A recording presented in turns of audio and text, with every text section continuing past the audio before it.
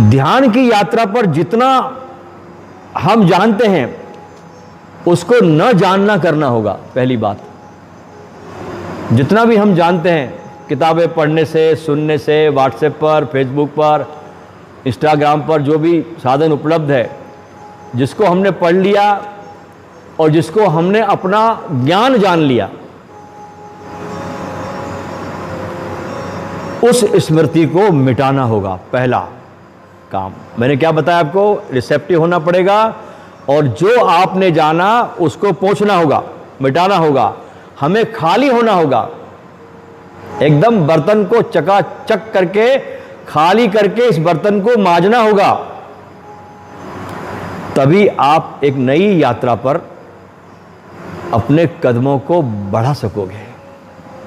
नहीं तो नहीं बढ़ते कदम, क्योंकि पात्र बहुत भरा हो जानकारियों का और आप उसको भ्रम में पड़ गए हो कि मैं तो जानता ही हूं, तो आगे कदम नहीं बढ़ा सकते। बहुत प्यारी घटना है कि जब पॉल ब्रंटन रमन महर्षि के पास पहुंचा, बड़ी सुंदर घटना है ये,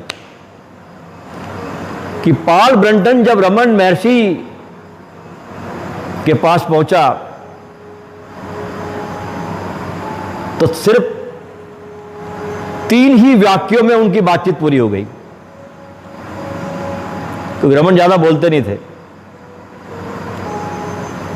3 वाक्यों में पूरी बातचीत पूरी हो गई पॉल ब्रंटन की रमन के साथ।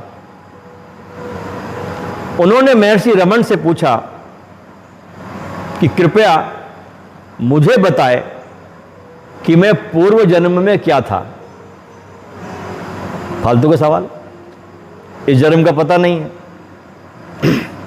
और पूर्व जन्म में क्या था। हम भी बहुत से देखते हैं ना, लोग आजकल प्रयोग कराते हैं, पिछले जन्मों में जाओ और ये जन्म का तो पता करो। मैं जानना चाहता हूं रमन जी कि मैं पूर्व जन्म में क्या था। महर्षि रमन ने कहा, पिछले जन्मों की बजाय तुम ये जानो कि तुम वर्तमान में क्या हो। यह असली चीज है। पिछले जन्मों की बजाय तुम ये जानो कि तुम वर्तमान में क्या हो। पहले क्या थे इसको जानकर करोगे क्या, वो तुम्हारे कोई काम नहीं आएगा।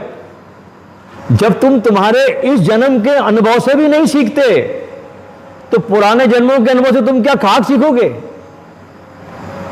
अभी जिसको तुम जी रहे हो, जो अनुभव तुमको काट रहे हैं, तुमको दुखी कर रहे हैं, तुम उन अनुभव से भी नहीं सीखते और तुम चाहो कि पूर्व जन्म में जाऊं, पिछले जन्म में जाऊं, मैं क्या था क्या नहीं था, उससे तुम क्या खाक सीखोगे। तुम उससे ना समझी है वो, और कुछ नहीं।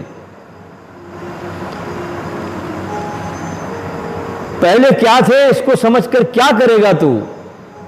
रमन कहते हैं पॉल ब्रंटन से, इसको जानो जो मैं कह रहा हूं।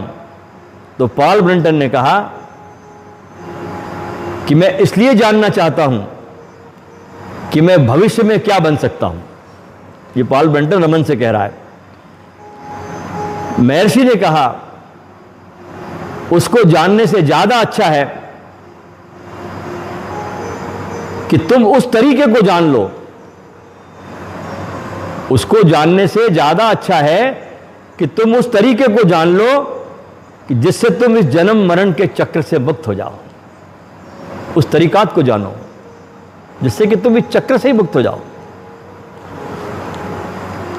तो उसने कहा पॉल ब्रंटन ने कि वो मैं कैसे सीख सकता हूं। अब असली बात आई, पूछ रहा है रमन से कि वो मैं कैसे सीख सकता हूं।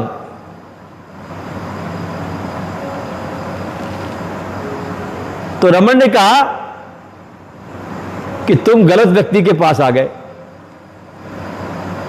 तुम गलत आदमी के पास आ गए। सिखाने वाले दुनिया में बहुत है, बहुत पैसे लेंगे तुमसे सिखाने के,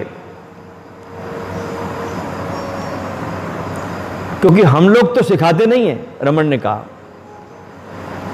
जो तुमने सीखा है उसे हम अनसीखा करते हैं। क्योंकि सीखा तो तुमने बहुत है। जो तुमने सीख लिया है उसको हम अनसीखा करते हैं, वो बताते हैं हम कि कैसे अनसीखा किया जाए। जो तुमने अब तक जाना है कचरा, वो सब भूल जाओ। और पॉल ब्रंटन, अपने हृदय के दर्पण को साफ करो। आहा, बहुत कचरा है वहां, बड़ी धूल जमी है वहां, सदियों सदियों की धूल है उस दर्पण पर, कुछ दिखाई भी नहीं पड़ता। उस दर्पण को साफ करो। ध्यान के लिए मित्रों, जो अब तक आपने सीखा वह सब आप डस्टबिन में डाल दो, सब डाल दो कचरे की तरह, ताकि खाली पात्र देखकर वो ध्यान की तरंगे, वो दिव्य चेतना, वो दिव्य प्रकाश तुम में बहुत सहजता से अवतरित हो सके। और वो प्रकाश सदा आता है। रुकावट हमारी तरफ से, वहां से कोई रुकावट नहीं है, वहां से जरा भी रुकावट नहीं है, वहां से प्रवाह सतत है, हमारी तरफ से रुकावट है। इस यात्रा के लिए जो तीसरा सूत्र है वो है प्यास, एक तड़फ। जितनी गहरी आपके भीतर प्यास होगी, उतनी ही आपकी यात्रा जल्दी पूरी हो जाएगी, समय नहीं लगेगा। एक तड़फ, हम बातचीत तो बहुत करते हैं तड़फ की, बातचीत में हमकी कोई कमी नहीं है, हम बहुत तड़फते हैं साहब, बड़ी प्यास है हमको, कितनी बातचीत करते हैं। परमात्मा को पाना है, सत्य को पाना है, ध्यान को पाना है, लेकिन ये भूल जाते हैं कि परमात्मा को पाने के लिए, सत्य को पाने के लिए एक तड़फ चाहिए, एक प्यास चाहिए। जैसे हम किसी से प्रेम करते हैं तो उसको पाने के लिए कैसे दिन रात तड़पते हैं।